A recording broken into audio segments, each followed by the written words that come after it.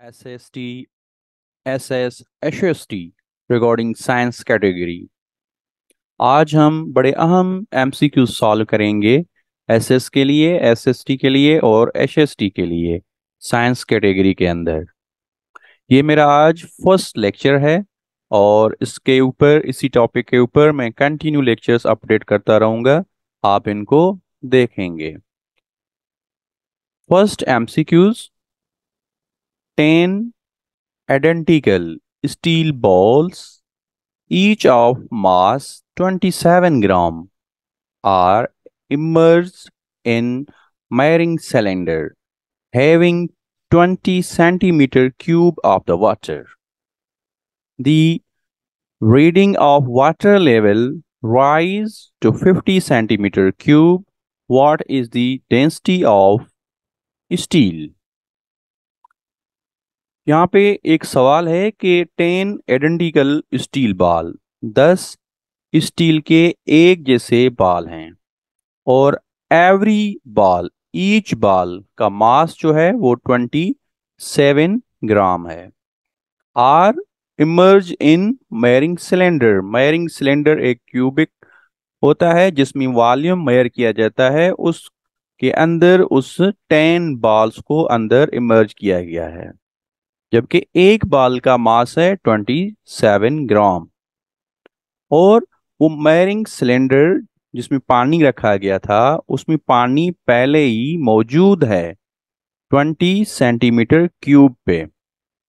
अब जैसे उसमें हमने जो है 10 आइडेंटिकल बाल उसके अंदर इमर्ज किए तो reading of water level rise, तो वाटर लेवल की रीडिंग राइज हुई टू 50 सेंटीमीटर क्यूब, तो वो 50 सेंटीमीटर क्यूब तक बढ़ी। What is the density of steel? तो स्टील की डेंसिटी क्या होगी? अब स्टील का फार्मूला यानी कि डेंसिटी का फार्मूला होता है मास पर unit volume, mass of object पर unit volume occupied, that is called density. यहाँ पे हम इस MCQs को सॉल्व करेंगे। एक हिंट के तौर पे वन बाय वन इसको देखें। First of all, mass of 10 ball is equal to 10 multiply with 27. It means कि एक बाल का, तो हमें गिवन है वन बाल का मास कितना है 27 ग्राम। 27 ग्राम वन बाल का मास मौजूद है।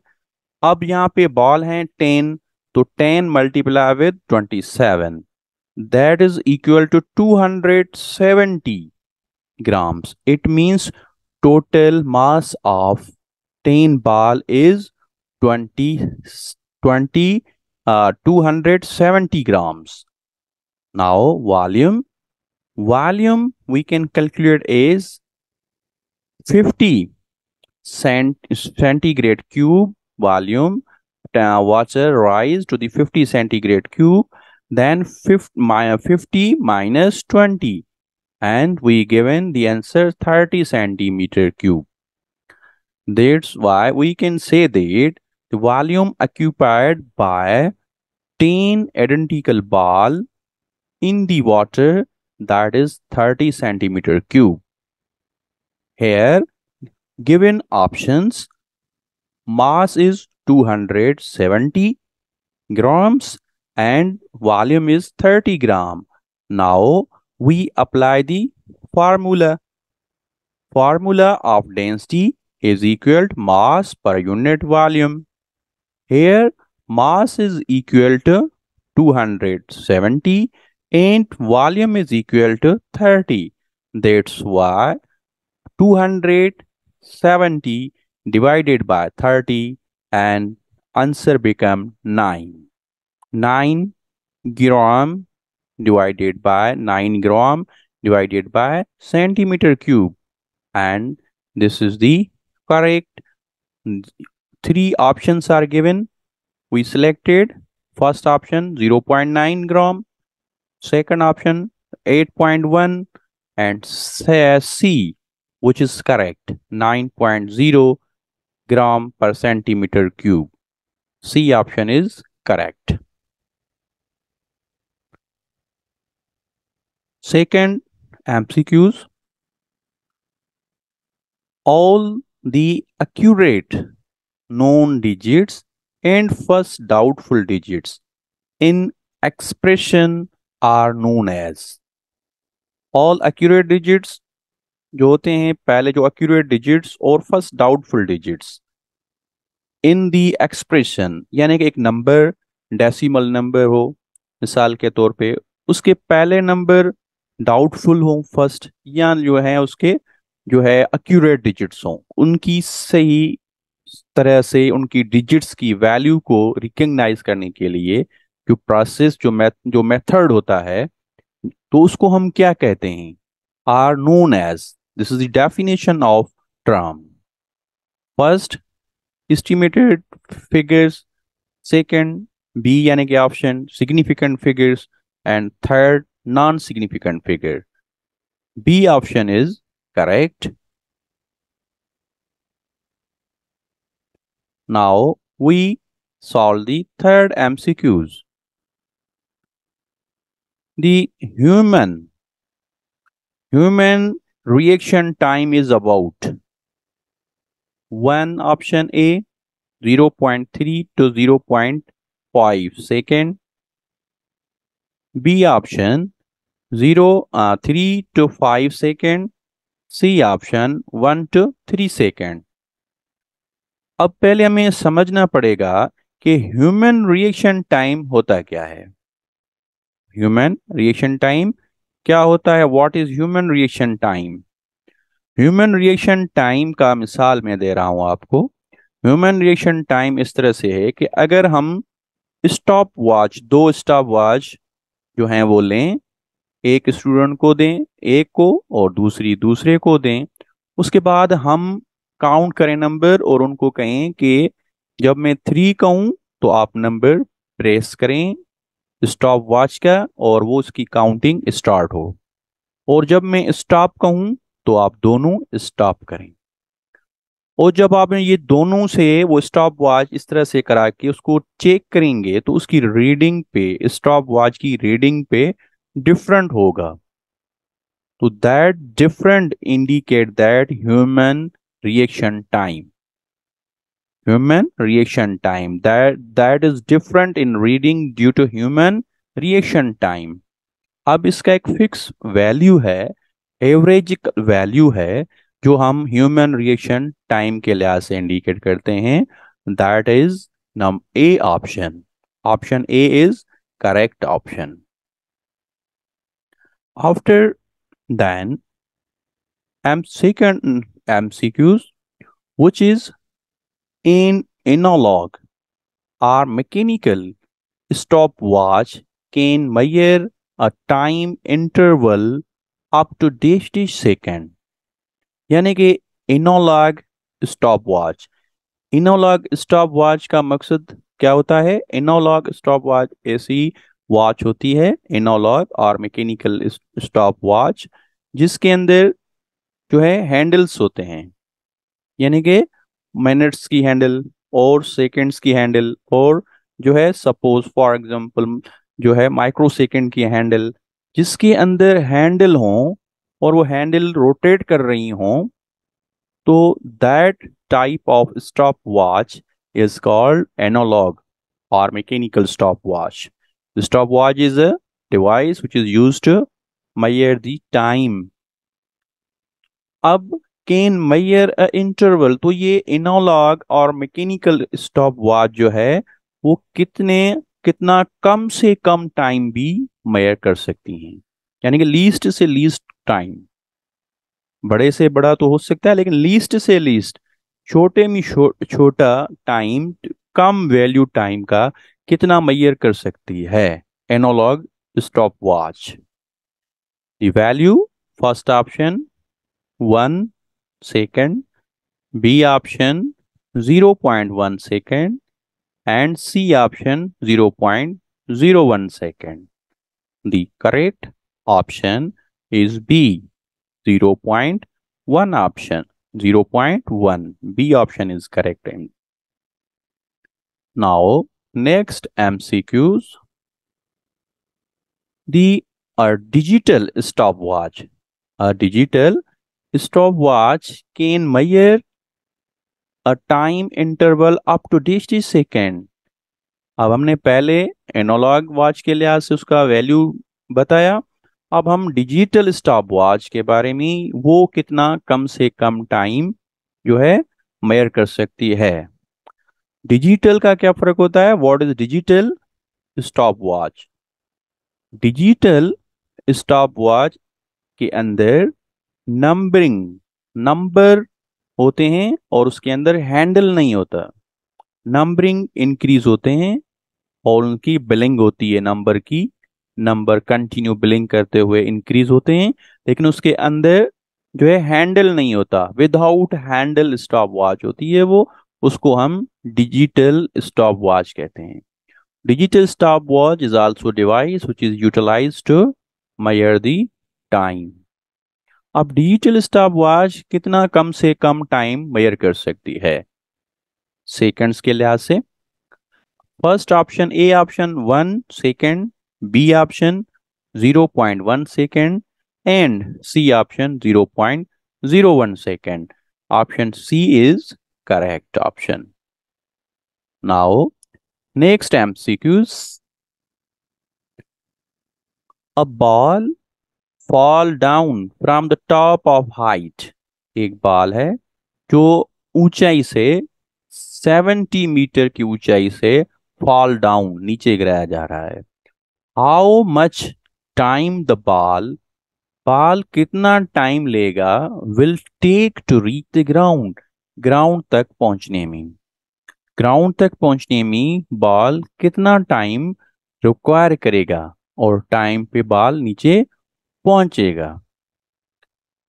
अब हम इसको एक हिंट दे रहे हैं. फर्स्ट ये इसकी गिवन अमाउंट कौन सी है? गिवन है 70 metre. 70 metre is the distance. 70 metre is the distance. And we know that if ball is come from high toward the earth, there's also gravity produced. It means here g का value भी मौजूद है, यानी कि this is height indicate displacement. 70 meters, this is distance. And other option which is in hidden form, that is gravity. And you know that value of gravity 10 meter per second. 10 meter per second. तो यहाँ पे हमें time तो major करना है, पर second तो हमें मालूम करना है. और 10 क्या है? मीटर गिवन है. तो वो 10 मीटर क्या है? वो 10 मीटर डिस्प्लेसमेंट है. डिस्प्लेसमेंट, हाइट और distance is 70 metre and displacement is 10. अब हम इसको एक हिंट आपको मैं दे रहा हूं, बड़े इजी हिंट, उससे हम इजीली इसको प्रॉब्लम को इजी सॉल्व कर सकते हैं. तो अगर हम ग्रेविटी का वैल्यू 10 मीटर पर सेकंड है, पर सेकंड का हमें टाइम का वैल्यू डिटरमाइन करना है.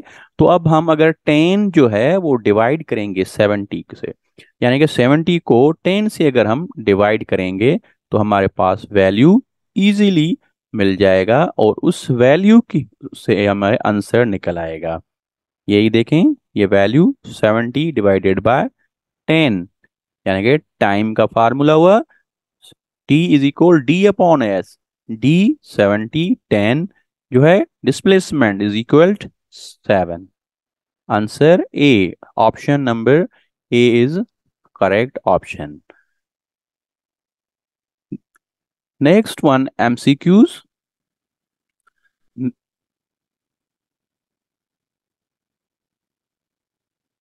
A ball is dropped from height of 50. एक बॉल है, उसको ड्रॉप किया जाता है 50 की हाइट से, ऊंचाई से. 50 मीटर की ऊंचाई से बॉल को ड्रॉप किया जाता है what will be its velocity, तो उसकी वेलोसिटी क्या होगी before touching the ground, ground पे पहुंचने से, टच करने से पहले उसकी वेलोसिटी क्या होगी। ये सवाल जैसे पहले गुजर गया है उससे रिलेटेड है, लेकिन वहां पे हमने टाइम मेजर किया और यहाँ पे अब हम वेलोसिटी फाइंड करेंगे कि वेलोसिटी कितनी होगी। वेलोसिटी कितनी होगी, जो बाल ग्राउंड पे टच करने से पहले उसकी वेलोसिटी कितनी है। Given options, given 50 height given है 50 मीटर। डिटरमाइन क्या करना है, what will be velocity, velocity determine करनी है, इनिशियल वेलोसिटी हमें डिटरमाइन करनी है। देखिए हिंट, एज यानी कि हाइट 50 मीटर गिवन, और इसमें हमें ग्रेविटी, ग्रेविटी कितनी है 10 मीटर पर सेकंड स्क्वायर, बॉल ऊपर से डाउन आ रहा है ग्रेविटी। फाइनल वेलोसिटी जीरो, क्योंकि जब वो बॉल टच होगा ग्राउंड पे उसके बाद रेस्ट में आ जाएगा, बॉल की final velocity zero. Initial velocity खुद मालूम करनी है, सवाल है, क्वेश्चन है। कौन सी इक्वेशन इस्तेमाल करें, equations of motion, you know about the equation of motion.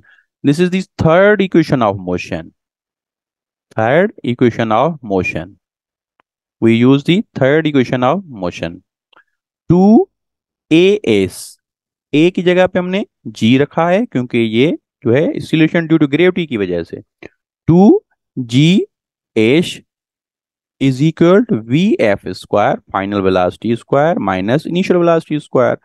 Value put करेंगे, 2 मल्टीप्लाई विद 10, 10 किसका वैल्यू है ग्रेविटी का, मल्टीप्लाई विद 50, 50 वैल्यू किसका है हाइट का, is equal zero, zero value किसका है फाइनल वेलोसिटी का, और minus initial velocity, initial velocity हमें खुद मालूम करनी है।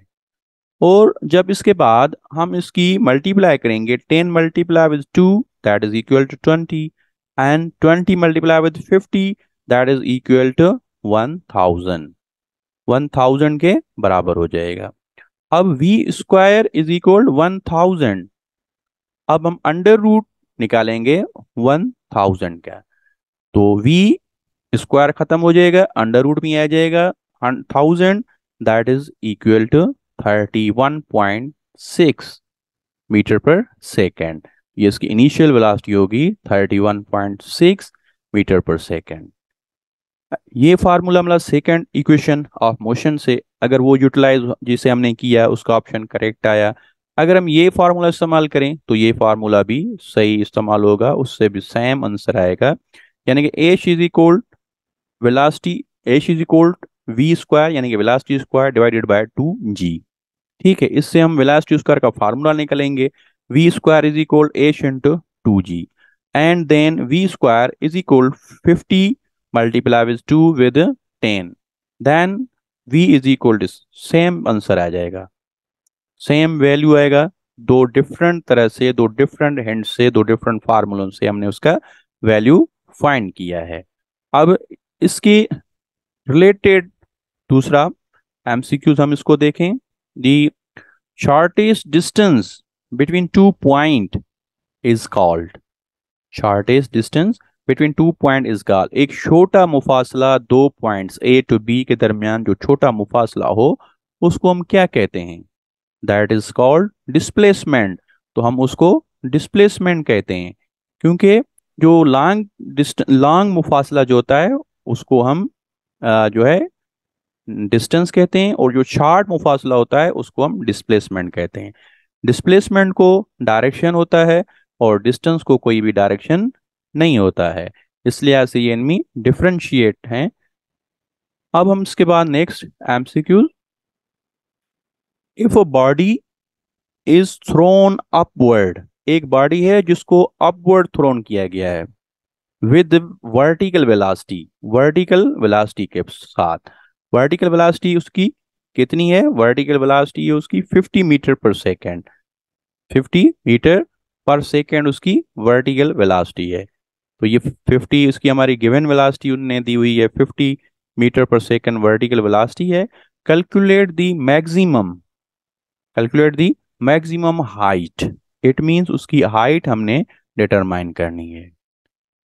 हमें ओनली वन चीज गिवन दी है, ओनली वेलोसिटी गिवन है, हाइट डिटरमाइन करनी है। मैक्सिमम हाइट विल रीच, यानी कि एक बाल है और एक बॉडी है, उसको हम अपवर्ड वर्टिकली जो है वो फेंक रहे हैं अपवर्ड।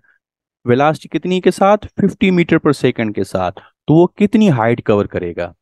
ऑप्शन, पहला ऑप्शन है 127 मीटर, सेकंड है 125 मीटर, थर्ड है 130।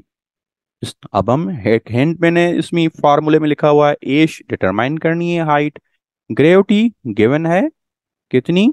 10 मीटर पर सेकंड स्क्वायर, और फाइनल वेलोसिटी 0 इनिशियल गिवन है। इसी तरह से अब फार्मूला इस्तेमाल करेंगे। कौन सा फार्मूला इस्तेमाल कर रहे हैं? फार्मूला वही same, third equation of the motion इस्तेमाल कर रहे हैं, third equation of motion. Two constant number, G 10, 10 value constant है, एश हमें डिटरमाइन करनी है, is equal final velocity 0 minus फार्मूले की 50 होल स्क्वायर। तो इस तरह से हम इसको सिंप्लीफाई करेंगे तो ये बन जाएंगे जो है H is equal 2500 divided by 20। तो वो आंसर आ जाएगा 125 मीटर, 125 मीटर, यानी it means B option is correct. और इसी तरह से अगर हम सेकंड फार्मूला, ये फार्मूला यूटिलाइज करें तो उससे भी हमारा जवाब वही सेम आएगा, 125 मीटर्स।